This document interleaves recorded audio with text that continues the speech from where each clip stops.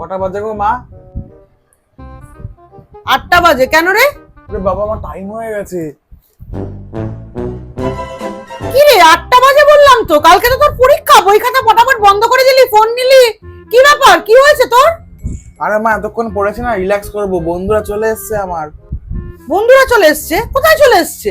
মা এই যে ফোনে ফোনে। তোর কালকে পরীক্ষা, তুই বন্ধুদের সাথে প্ল্যান করে মোবাইল খেলবি? তোর আক্কেল নেই?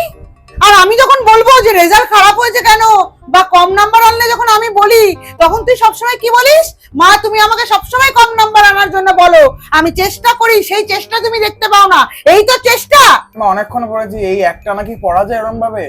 আর আমার তো শুধু পরীক্ষা না, আমার বন্ধুরা তো পরীক্ষা, ওরা তো খেলছে আমার সঙ্গে, রিল্যাক্স করার দরকার আছে মা। হ্যাঁ, বন্ধুরা আগুনে ঝাঁপ দিলে তুইও আগুনে ঝাঁপ দিয়ে দে।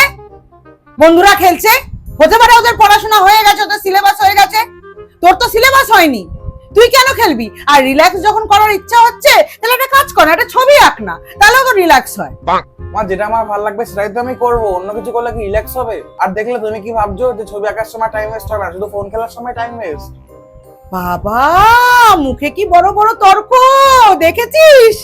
এই ফোন ধরলে তোর ব্যবহারটা কিরকম পাল্টিয়ে যায়, তোর মধ্যে দানব ঢুকে যায়। তুই যখন ফোন ধরিস না একরকম, আর ফোন ধরলে তুই আরেক রকম, দেখেছিস? এই ফোন তোর জীবন শেষ করে ফেলবে।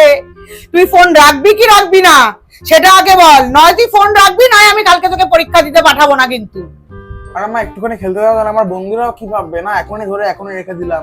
তোর বন্ধুদের ভাবনা আসল না মার কষ্ট আসল? মা কষ্ট পাচ্ছে সেটা তোর কিছু না, তুই খেলবি, বন্ধুদের সঙ্গে খেলবি, কেননা বন্ধুরা ভাববে এই যে বলে বলে খেলছিস, বন্ধুদের বল মা মারছে।